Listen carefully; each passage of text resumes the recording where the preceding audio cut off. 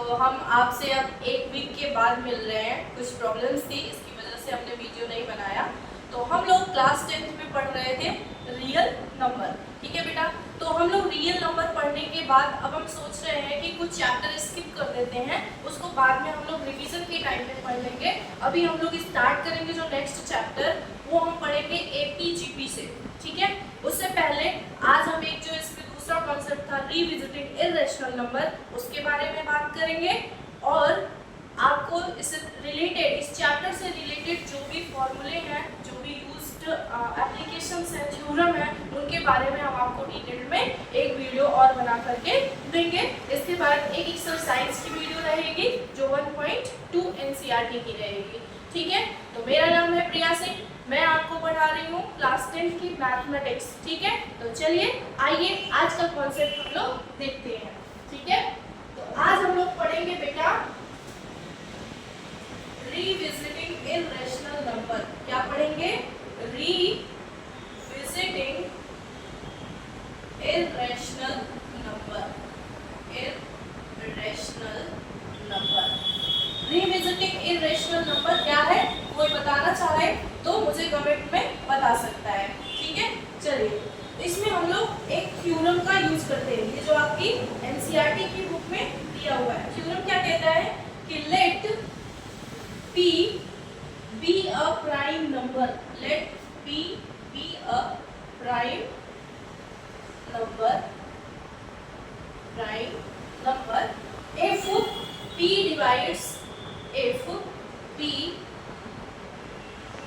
divides A square, then अगर P जो है वो A square को डिवाइड्स करता है, then P divides A, then P divides A, where A is a positive integer, where A is a positive integer, A जो है वो क्या है? पॉजिटिव इंटीजर है। इसको हम लोग एग्जांपल से भी समझेंगे। तो ये थ्योरम है, late P be a prime number if P divides A square then P divides A where A is a positive integer। चलिए एग्जांपल से देखते हैं। जैसे मान लीजिए कि लेट P equal to 5, ठीक है, एंड A स्क्वायर हम ले लेते हैं 25, ठीक है। तो थ्योरम क्या कह रही है कि P divides A square, P divides A square, that means 25 divided by 5, तो ये कैंसिल होकर के क्या आ जाएगा? 5 आ जाएगा।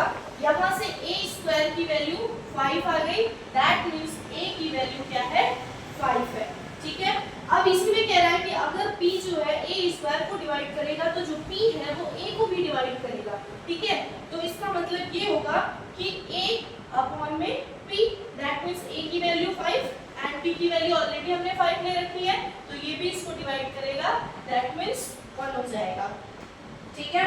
तो हम ऐसा कह सकते हैं कि P by A square then P by A, if P A square से, अगर अभी तक हम लोगों ने क्या देखा कि P divides A square and P divides A, तो हम इसको ये भी कह सकते हैं कि जो A स्क्वायर है उससे डिवाइड्स होगा P।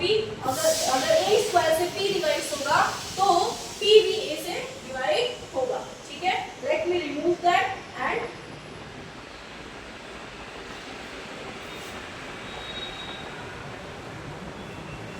अच्छा, ये तो हमने आपको एग्जांपल से समझा दिया, ठीक है। अब इसको अगर हम, जैसे उसमें एनसीईआरटी में आपकी बुक में दिया हुआ है, अगर कुछ उस तरीके से समझाने की कोशिश करें तो क्या कह सकते हैं?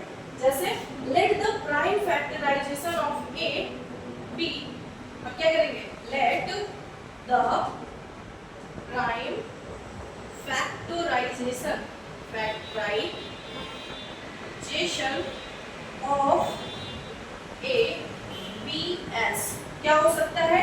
A का फैक्टर क्या हो सकता है? P1, P2, P3, कहाँ तक? n टर्म्स तक, Pn, where P1, P2 and Pn क्या है? प्राइम्स है, प्राइम नंबर्स है। क्या है? प्राइम नंबर्स, ठीक है। Therefore A स्क्वायर क्या हो जाएगा? Therefore A स्क्वायर मल्टीप्लाई कर दें P1 P2 P3 dot dot Pn है ना एंड P1, मतलब a की वैल्यू ये और एक बार और लिख देंगे तो ये a स्क्वायर हो जाएगा, a इंटू a है, ठीक है। तो इसी को हम लोग क्या लिख रहे हैं P1 P2 P3 dot dot Pn, ठीक है। जब इसका मल्टीप्लिकेशन करेंगे तो हमें क्या मिलेगा P1 square P2 square P3 square and dot dot Pn का स्क्वायर, ठीक है। तो इसको हम रिमूव करते हैं, फिर आगे की बात आपको बताते हैं, ठीक है। चलिए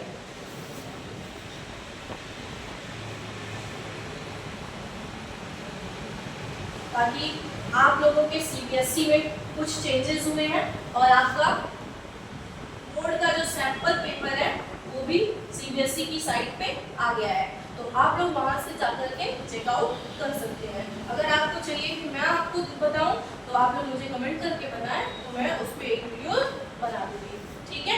चलिए देखते हैं आगे। देन हमने क्या निकाला, हमारा जो a स्क्वायर आया था वो क्या आया था P1 square P2 square and dot dot Pn square. Then हम क्या कह सकते हैं, now given that P divide a square, therefore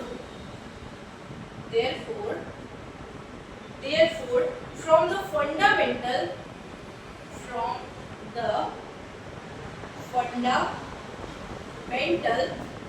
theorem of arithmetic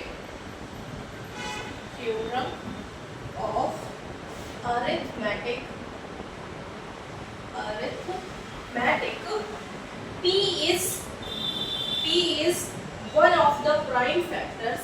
P is one of the prime factors of a square. इसका मतलब क्या है बेटा कि अगर P जो है वो a स्क्वायर को डिवाइड करेगा, दैट मीन्स कि जो P है वो a स्क्वायर का एक कोई फैक्टर है।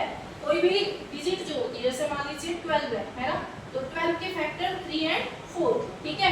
तो अगर 12 जो है 3 और 4 से डिवाइड है, दैट मींस कि 3 और 4 जो है वो 12 के क्या है फैक्टर है। तो यही बात यहाँ पर है कि हमें दिया हुआ है कि given that P divide a square, therefore from the fundamental theorem of arithmetic हम ऐसा कह सकते हैं कि P is one of the prime factors of a square. चलिए एक बार नोट डाउन करिए, फिर आगे बढ़ते हैं। रिमूव कर दूं,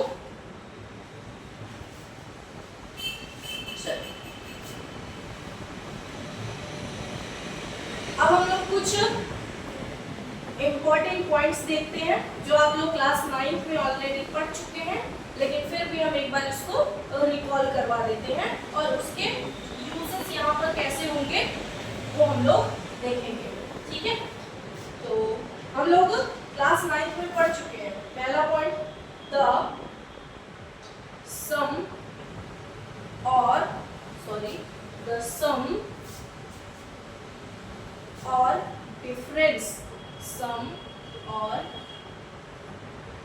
difference of a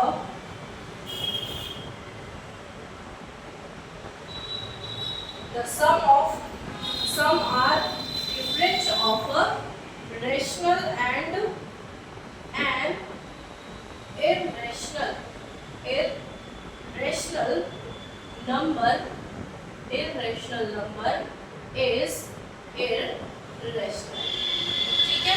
irrational some of का मतलब अगर हम एक रेशनल नंबर लें और एक इरेशनल नंबर लें और दोनों का सम देखें तो वो हमें क्या मिलेगा, एक इरेशनल नंबर मिलेगा। चलिए आइए देखते हैं कैसे मिलेगा, ठीक है। मतलब हम इसको ऐसा भी लिख सकते हैं कि रेशनल प्लस इरेशनल नंबर जो मिलेगा वो क्या मिलेगा, इरेशनल नंबर मिलेगा। एंड डिफरेंस, सम और डिफरेंस बोला है तो rational number and irrational number का जो डिफरेंस मिलेगा वो भी क्या मिलेगा, इरेशनल नंबर मिलेगा, ठीक है।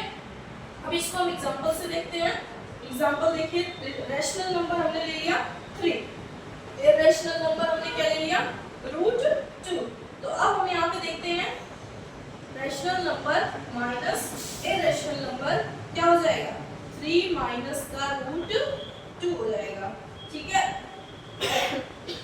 सॉरी, तो यहाँ से अगर हम वैल्यू निकालें तो 3 और √2 की वैल्यू क्या होती है 1.414 तो ये कैसी वैल्यू आएगी एक इरेशनल नंबर आएगा। कैसा नंबर आएगा इरेशनल नंबर आएगा। अब दूसरा पॉइंट देखते हैं, इसको रिमूव करते हैं फिर सेकंड पॉइंट देखते हैं। ठीक है चलिए अच्छा प्लस में अगर करेंगे तो यहाँ से 3 और प्लस √2 अगर 3 प्लस √2 करेंगे तो यहाँ पे कितना होगा 3 में √2 ऐड होके आ जाएगा 3 1.414 तो वो भी क्या होगा एक इरेशनल नंबर होगा। ठीक है सेकंड पॉइंट देखते हैं, इसका प्रोडक्ट और कोशेंट क्या देखेंगे प्रोडक्ट एंड कोशेंट। ठीक है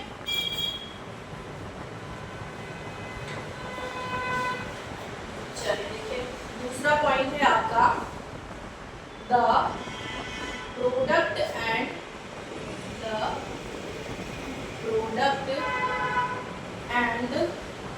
quotient of a non-zero rational and irrational number is irrational। ठीक है the product and quotient of a non-zero product और quotient non zero rational number का मतलब जीरो नहीं होना चाहिए non zero rational number and irrational number is irrational number. इसमें भी कैसा नंबर आएगा इरेशनल नंबर आएगा। दैट मींस हम इसको ऐसा कह सकते हैं rational number into irrational number. कैसा नंबर आएगा इरेशनल नंबर। अब अगर इसको हम क्वोशेंट देखें रेशनल नंबर अपॉन में इरेशनल नंबर तो ये भी कैसा आएगा इरेशनल नंबर आएगा।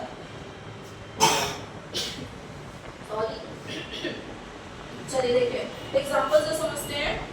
एग्जांपल क्या होगा रेशनल नंबर अगर हम 3 लेते हैं इरेशनल नंबर अगर हम √2 लेते हैं तो क्या होगा 3√2 that means rational number into irrational number 3 √2 तो ये एक कैसा नंबर है इरेशनल नंबर है। अगर हम इसको rational number divided by irrational number कहते हैं तो 3/√2 और ये भी कैसा है एक इरेशनल नंबर है। ठीक है चलिए अब हम लोग आगे तीसरा पॉइंट देखते हैं।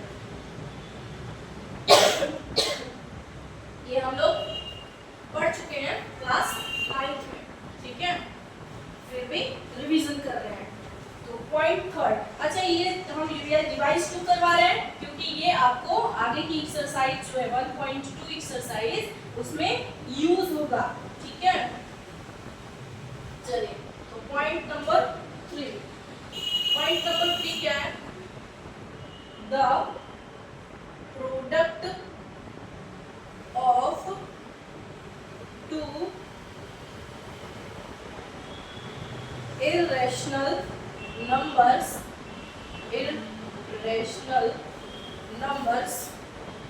may or may not be irrational। तीसरा पॉइंट ये कह रहा है कि दो इरेशनल अभी तक हम लोग रेशनल और इरेशनल ले रहे थे लेकिन अब हम क्या लेंगे दो इरेशनल नंबर लेंगे अगर और उनका प्रोडक्ट देखेंगे तो वो इरेशनल नंबर हो भी सकता है और नहीं भी हो सकता है। चलिए आगे देखते हैं। अगर इसको हम ऐसा लिखना चाहें irrational number 1 and irrational number 2 तो ये क्या हो सकता है इरेशनल नंबर भी हो सकता है या रेशनल नंबर भी हो सकता है। ठीक है या इसको ऐसे भी कह सकते हैं IR1 × IR2 = रेशनल। ठीक है और इरेशनल भी हो सकता है। ठीक है तो चलिए एग्जांपल से समझते हैं।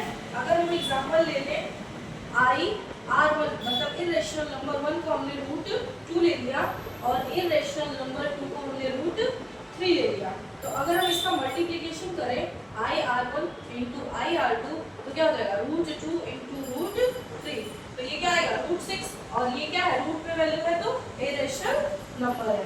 ठीक है एक और एग्जांपल लेके देखते हैं। दूसरा एग्जांपल अगर हम IR1 जो है 4 + √2 ले लें और IR2 जो है हम 4 - √2 ले लें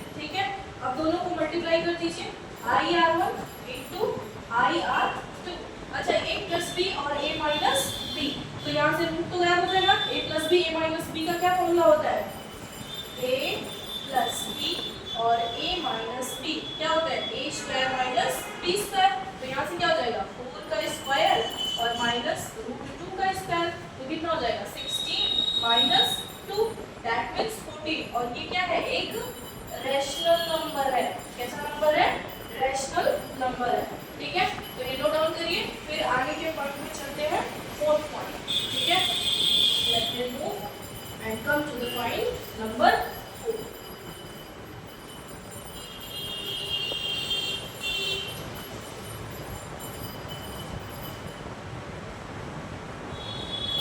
पॉइंट नंबर 4 देखते हैं, क्या है point number 4।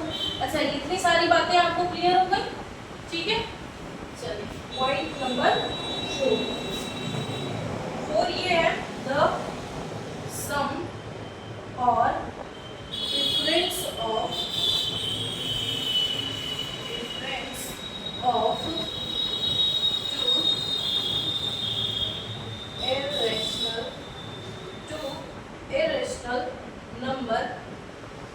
irrational number may or may not be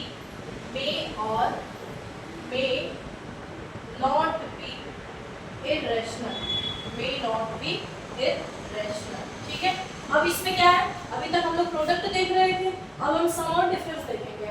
सम या डिफरेंस दो इरेशनल नंबर का मे या मे नॉट बी इरेशनल हो भी सकता है और नहीं भी हो सकता है। तो चलिए इसको अगर हम ऐसे लिखना चाहें तो क्या लिखेंगे, IR1 plus IR2 equal to irrational number और रैशनल नंबर। ठीक है, दूसरा पॉइंट अगर हम डिफरेंस देखें तो IR1 माइनस IR2, ये भी क्या होगा, इरेशनल और रैशनल। ठीक है, एग्जांपल से समझते हैं। एग्जांपल क्या है, IR1 equal to 3 plus root 2 and IR2 लेते हैं 2 माइनस रूट 2। अब दोनों को ऐड कर देते हैं। ठीक है, IR1 प्लस IR2 तो क्या हो जाएगा 3 प्लस रूट 2 एंड प्लस में 2 माइनस रूट 2। तो रूट 2 से रूट 2 क्या हो जाएगा, कैंसिल हो जाएगा। वैल्यू कितनी आएगी, 5 आएगी। तो कैसा आ गया, ये एक रैशनल नंबर आ गया। कैसा नंबर आ गया, रैशनल नंबर आ गया। ठीक है, अब अगर दूसरा एग्जांपल लेते हैं, ये एग्जांपल नंबर 1 था। दूसरा एग्जांपल, अगर IR1 हमने रूट 3 ले लिया और IR2 हमने रूट 2 ले लिया, तो इसमें क्या हो जाएगा, IR1 प्लस IR2 कितना हो जाएगा, रूट 3 प्लस रूट 2। और अगर हम इसको माइनस कर दें, IR1 माइनस IR2, तो ये कितना हो जाएगा, रूट 3 माइनस रूट 2। तो ये दोनों कैसे नंबर आ गए, इरेशनल नंबर आ गए। ये भी एक कैसा नंबर है, इरेशनल नंबर है। ठीक है, नोट डाउन करिए, फिर आगे चलते हैं। ठीक है,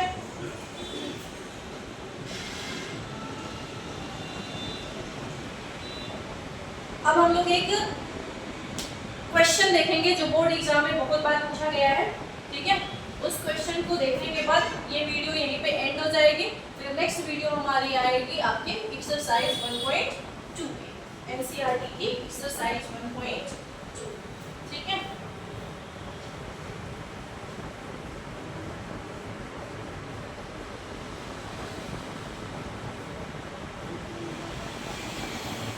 आप लोग अपनी तैयारी करते रहिए, पढ़ते रहिए,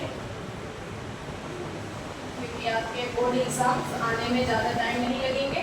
और बोर्ड एग्जाम जब पास आ जाएंगे तब आप लोगों को टेंशन होगी कि पहले तो अभी इतना पढ़ा ही नहीं है, बाकी सब ठीक है। तो हम लोग देखेंगे क्वेश्चन है ये। क्वेश्चन क्या है, proof that root 2 is an irrational number। irrational number, हमें क्या प्रूव करना है कि रूट 2 जो है वो एक irrational नंबर है। ठीक है, तो चलो प्रूफ करते हैं। इसको प्रूफ करने के लिए हम लोग यूज करेंगे कॉन्ट्राडिक्शन मेथड का। ठीक है, तो चलिए यूजिंग कॉन्ट्राडिक्शन, सोल्यूशन इसका क्या होगा, using contradiction contradiction method, using contradiction method। हम लोग जिसको प्रूफ करना है उसको कुछ अलग मान के चलते हैं और देखते हैं कि ये जो हमने लेट किया है वो सही आ रहा है या नहीं आ रहा है। अगर हमारा लेट किया हुआ सही आ रहा है दैट मीन्स कि वो चीज गलत है, और अगर नहीं आ रहा है दैट मीन्स वो चीज सही है। ठीक है, तो चलिए हम ऐसा मान के चलते हैं। कॉन्ट्राडिक्शन मेथड हमारा यही कहता है कि हम किसको मान के चलना है। जैसे मान लीजिए कि let root 2 is rational number. क्या मान लिया हमने? रैशनल नंबर मान लिया। ठीक है, तो रैशनल नंबर क्या होते हैं? अगर ये रैशनल नंबर है दैट मींस इसको p बाई q के फॉर्म में लिख सकते हैं, जहां पर p एंड q जो है where p and q are prime, p and q are prime and their HCF अगर प्राइम है तो उनके HCF जो होंगे वो क्या होगा? 1 होगा। उनका HCF क्या होगा? 1 होगा। ठीक है, अब हम क्या करेंगे? बोथ साइड स्क्वायर रूट कर दीजिए, है ना? स्क्वायरिंग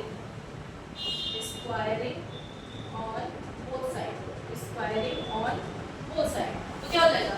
रूट 2 का square and p by q का स्क्वायर। ठीक है, तो यहाँ से जो आ जाएगा वैल्यू क्या हो जाएगा? 2 equal to p square by q square, है ना? तो यहाँ से 2q स्क्वायर बराबर p स्क्वायर आ जाएगा। क्या आ जाएगा? 2q square equal to p square. इसको हम लोग लेट कर देते हैं इक्वेशन नंबर 1। ठीक है, अब हम क्या करेंगे? हमें पता है कि p स्क्वायर डिवाइड्स a। अगर p स्क्वायर a को डिवाइड करता है तो p a को डिवाइड करेगा। अभी हमने थ्योरम पढ़ा था। ठीक है, तो हम इसको ऐसा कह सकते हैं कि 2 by p square and 2 by p।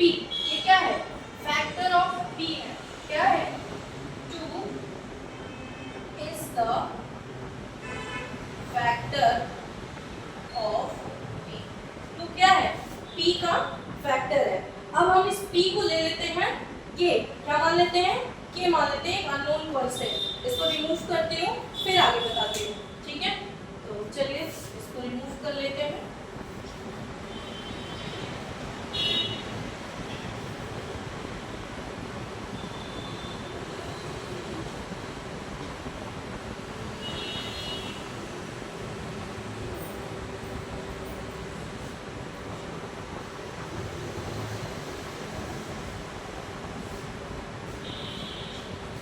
देखिए टेक, अब हम लोग क्या करेंगे? Take p equal to 2k and k जो है any integer, k is any integer. ठीक है, तो अब हम इसको क्या करेंगे? Put p equal to 2k in equation 1। जो हमने इक्वेशन 1 बनाया था उसमें इसको पुट कर देंगे। तो हमारा इक्वेशन 1 क्या था? 2q square equal to 4k square. ठीक है, यहाँ से क्या आ जाएगा? 2 by 4 q square equal to k square. 2 1 जा 2 एंड 2 जा 4। ठीक है, तो यहाँ से क्या हो जाएगा? q square k square. तो हम ऐसा कह सकते हैं कि 2 by q square and 2 by q, that means 2 is also factor of q। 2 जो है वो also factor of q है। This implies, अब हम इसको क्या कह सकते हैं? आंसर तक की तरफ हम लोग बढ़ रहे हैं। This implies 2 is the common factor of both p and q। ये p का भी फैक्टर है। अभी आगे वाले में हमने जब इक्वेशन 1 बनाने से पहले देखा था कि 2 जो है वो p का भी फैक्टर है। अब हमने एक अननोन इंटीजर ले लिया, कांस्टेंट ले लिया के वहां से हमने ये देखा कि 2 बाई क्यू स्क्वायर और 2 बाई क्यू, ये 2 जो है वो q का भी फैक्टर है। ठीक है, इसका मतलब ये हो रहा है कि 2 जो है एक कॉमन फैक्टर है बोथ p एंड q का। ठीक है, तो हम क्या कह सकते हैं? Hence this contradicts contradicts the fact that root 2 is irrational. root 2 is irrational. इसका मतलब क्या है बेटा कि हमने जो कंट्राडिक्शन मेथड से यूज किया था, लेट किया था कि रूट 2 रेशनल नंबर है, बट ऐसा तो हुआ नहीं, क्योंकि अगर दोनों के कॉमन फैक्टर है तो वो रेशनल नंबर हो ही नहीं सकता है। तो इसलिए क्या हो गया,